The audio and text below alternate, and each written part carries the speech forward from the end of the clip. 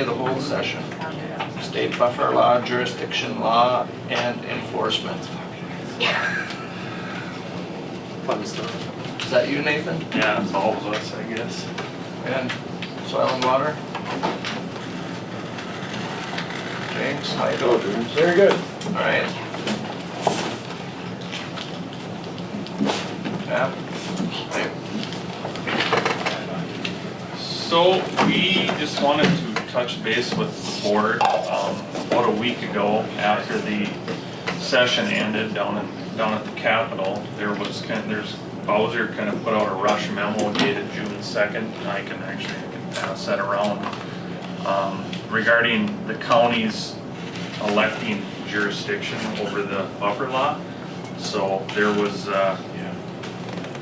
funding passed in two different pieces of legislation, the omnibus environmental natural resource bill and then the tax bill.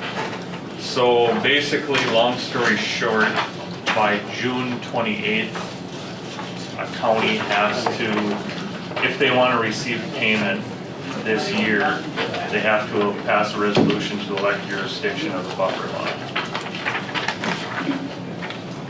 We don't have to do it, but we won't get the funding for this year if we don't do it by then. Does it restrict us in any way? If we elect it, Well, the options are that there has to be a component for administrative oversight or enforcement action. The county can elect to take on that jurisdiction, and then there's funding that comes with that. Or if you decide not to, the state will oversee it. So the scenario becomes, if a landowner is deemed non-compliant, do you want the county working with soil and water to resolve those issues, or do you just want the state to take care of it? And so my short answer, my short opinion is, you all probably got this memo from Minnesota Counties, Association of Minnesota Counties. The short answer is the county can decide at any time to revoke their jurisdiction, and then it automatically resorts back to the state. What we envision is that the county would assume jurisdiction, that you have the soil and water at your disposal to be doing the work, since we're already working with these landowners across multiple programs. We're out there doing the maintenance checks. We're out there designing alternative practices, working one-on-one with the landowner. So you have us to pass money through to actually do the program. At 95% compliance already, we're not looking at a large portion of the county that needs to be field verified and landowners that have maybe some things that we have to work out with them. So I don't believe that there's a downside for the county to assume that jurisdiction. It obviously helps us in our budget to be able to do that work on your behalf, but the county would retain that authority that says, if there was just an issue that we didn't feel we could come to a good resolution, this county board and or their buffer committee then would step in to say, what would we like to do to resolve this? I think that's the best scenario, versus if there's an issue, it's handled by the state. And I think the local people would obviously prefer that we're handling this locally. Commissioner. This was put together with no legislative cooperation or insight. It was initiated by the governor, passed quickly. I mean, this is bad legislation. And my own personal feeling is tell them to go stick it. Having said that, we're stuck with it now. So I mean, yeah, I agree. I would rather, I can see where you folks are coming from. Let's work with it locally. But it just grinds me the way that this came about. I will tell you that my board feels similar to you. They did do their jurisdictional requirement by passing the resolution for other water courses, as they were required to do. It was not without some heartburn. Not from what we were able to put together. I think Dale and Nathan and James did a great job of making the entire other waters piece be strictly voluntary, but they are interested in your input. My board feels aligned with the counties, but they feel the same way, where it's a lot of people think it's a land grab. Some people think it's really about pheasant habitat, and there's all kinds of opinions. Lots of different opinions. They did forward me an article from an Agri-Drain blogger that highlighted on the other side of it where, you know, if clean water is the focus, at least this, out of the last session, there came out a lot of alternative practices. So there's lots of choices to satisfy the requirement of the program. It really was not designed necessarily for our region. It really was designed for the issues that they're seeing more metro and southern part of Minnesota. So Ag. it's ag. It's an ag program, and It really is. if you look at the funding, there's 8 million in 17, 10 million in 18, and there's a floor and a ceiling. So the floor is 40,000 and 50,000. We hit the floor, even though we probably have more miles of public drainage ditches than any county. But they look at public, the formula looks at the public ownership and non-ag lands, which most of where those ditches are, it's non-ag land. So you start getting out into the western and southwestern counties, they start to approach that ceiling of funding of like $200,000. So. I'd like to just send a letter and tell them to stay the heck out of Koochiching County, but And Yeah, you said that you see the county's about 95% compliant. Yes, the latest. Have we inspected every property? Do you mind? And I'll let James speak to that, but James been working on that. it's, I want to believe, and I'll let James correct me if I'm wrong here, but I believe that most of the verification has been done through aerial photography. Okay. And so you've taken an aerial view of where are the drainage ditches, what is the ownership, what is the land use in those areas. And so Bowser has deemed us at this stage, we're about 95%, everything's compliant. you get So- stuck with all that work. So, yeah, that, we've been, and can I just do my one gripe? Yeah. We're mandated to do all of this field work. They gave us $5,000. The county can elect to do the enforcement piece, and there's 40 and 50,000 on the table to do this part, and we've got it, I'm just, yeah, so there's my gripe of the day. So I'm looking at this as an opportunity to help us fund to actually do the work we're mandated to do. Swift County must be a desert, huh? They're white, I see. No problems. So James, I just, Nathan, 1 second. I own property on the lake, and so does Wayne, and Wayne has property on Lake Shore. Perennial vegetation, what is the definition? Is grass perennial? That's Kentucky bluegrass, any, anything that's there all year round. I mean, And even there's white provisions. clover, anything like that is perennial. As long as you're not taking the garden tiller down there annually and chewing it up. I mean, I can't use One is another. Roundup. and we have the problem on a lot of our lake shore, is the cover was so high, the grass won't grow there. Yeah, and The cedar trees were it was so dark underneath is that nothing was ever growing. that's been satisfied. That would satisfy the requirement because you have perennial vegetation. There's a root structure there that's preventing erosion, so that would be fine. There's not going to be many problems on the, small lots on the lake. It's going to be primarily ag. And 95% means, it doesn't mean that 5% is non-compliant. It's just been identified that 95% are definitely compliant. The other 5 just need field checks, and it's going to be higher than 95%. Well, James, on a piece of property that was naturally a rock cliff going down, you don't have to start planting grass on the rock. That's what you could just leave that alone. Right, yeah. And there was a question, I know the questions came up here before too, what about, boat landings and infrastructure and stuff? I mean, that stuff is all. Well, over the years, I've been on a few of the committee hearings where they were looking at this before it was implemented, and there were people there who, their idea of the buffer zone was a no-touch zone. You don't touch it. Whatever's growing there, you let it go. And no mowing, no nothing. So, I mean, they did tone that down. The fear is always that once these things are instituted and you get new members there, or worship, what we see happen a lot of times is the departments themselves get more restricted and restricted. So I hope that doesn't happen. I'm just always nervous when they implement these new programs. And it was, the guidance from Bowser was, told everybody to hold off, and then all of a sudden, it's bang, you gotta get it in. But there was a lot of unknowns, I think, down at the Capitol. It was anywhere from throwing it out the window totally to, you know, and I think at the end of the day, the governor kind of said this is one that I'm not budgeting. And one of the other provisions in this too, if we were to elect this and receive the funding, is the counties have to pass, if there's any water districts in the county, which we have one, we have the Red Lake Water District, if they elected jurisdiction within their area, within the watershed Supersedes district, ours. and we have to pass on that portion of the funding to them. So we'll get, if we elect it, we'll get the full amount of funding, and then we would have to cut them a check for, you know, I'm guessing 5% of that amount, 10%. Looking at the Red Lake Watershed District, I'm sure they're going to do that. Yeah, I'm sure. Yeah. And if they haven't already. Yeah.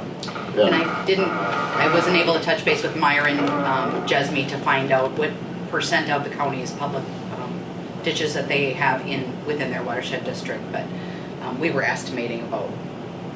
Yeah, Bowser just guesstimated 5%, so. Well, he looks pretty honest, so I'm more confident. I'm glad you came.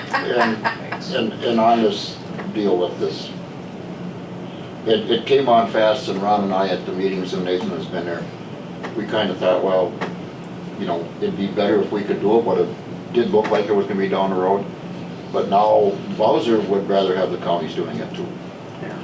And Bowser would rather have the counties doing it. And at a meeting a week ago yesterday at MRC, was a Bowser representative there, and one of the questions was brought up because it had to be done to get into the bonding cycle, or into the budget coming up for next year. And they said, well, what happens if one of the counties doesn't do it? Where does that money go? Well, the money is distributed out to Bowser or something else. So they really didn't have to have us approve it, because it's going to take the same amount of money whether the counties approve it or not. So that was a rush job. And I know a lot of the county people there said, well, if that's the case, why are you putting the pressure on us? And it should not be, because the state's going to take the same amount of money anyhow.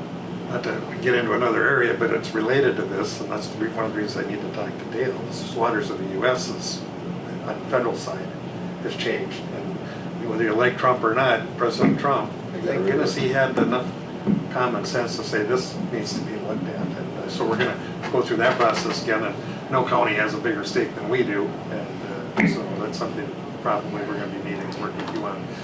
But we want to start staking out positions on that. You know, what works and makes sense. I mean, the way that thing was written, there was just no end to how much control they could take. So, soil, water, and Nathan, do you prefer the county to take over this Absolutely. rather than you let the state do it, and then pretty soon you got DNR and everybody else involved?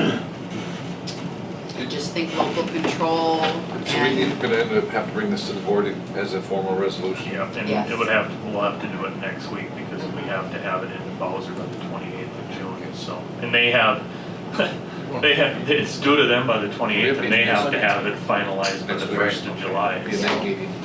Oh, right.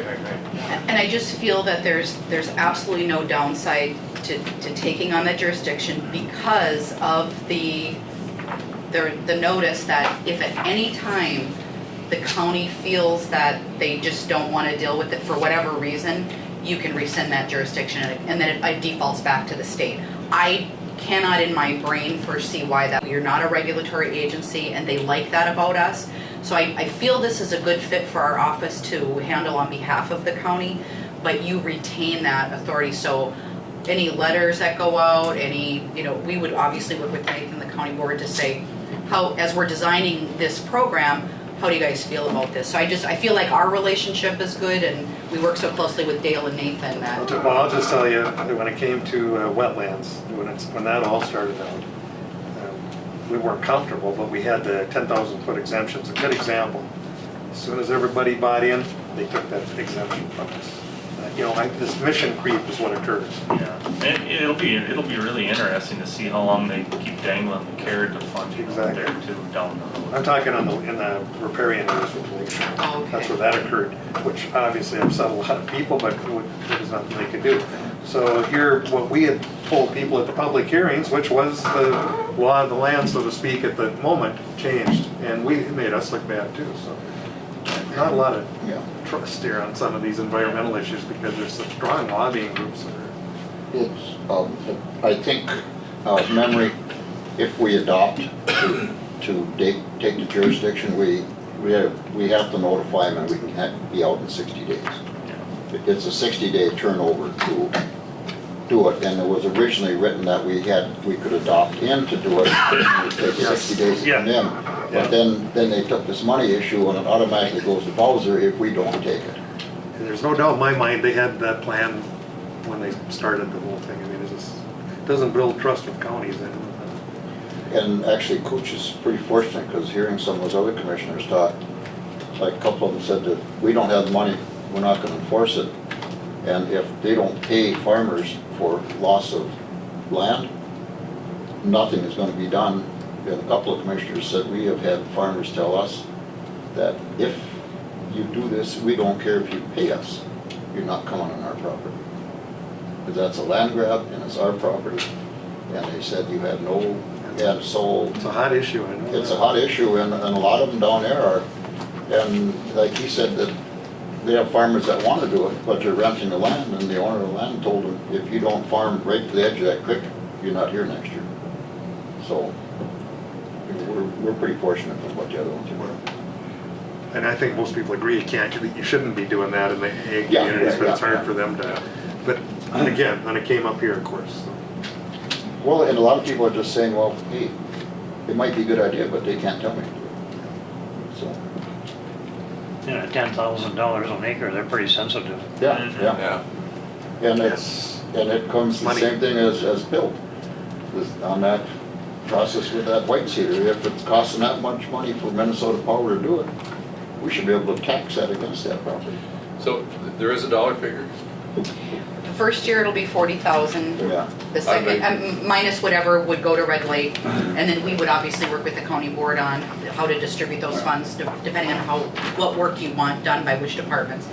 And the second year is 50,000, When is the first year, Pam? Is that July 1. July 1. So it would be this year, which obviously that's great because it's unanticipated revenue on our behalf, and then 50 would start next year. And that 40,000 has to be spent? Well, I haven't looked at a contract yet, so there's typically a fiscal year. So with our experience with Bowser, it's typically a fiscal 2-year is the life of it, but then you're piggybacked. So you've got money coming in 17 that you can spend till 19, money coming into 18 that you can spend till 20, but they're simultaneous. There would be reporting requirements that go with that, which we would assume like we do with the block grant. Yep. Rather than having Dale do all of the online reporting, we take that on because you guys pass us the money. So we do all the compliance reporting to Bowser. Makes So sense. they don't have to learn software and all of that. So we would take all that on. Sounds good. Yep. Well, and Nathan, the only other thing, now, if we're on the floor anyhow, on that ditch abandonment, it's not gonna affect. It shouldn't affect It shouldn't affect her. Forgot to tell you, Nathan, when we hired you, it's called land commissioner, but you're a water commissioner too. That's environmental services. Yeah, I noticed Dale disappeared. Yeah. Oh, there you go. No, Alright, so we'll have Bowser. we'll have a resolution for To next accept Tuesday, yours. and it's an evening meeting next week, or late afternoon. So. That should still give us time to meet that deadline. And our deadline is coming up as well. Our board at their last meeting passed that resolution to designate other waters.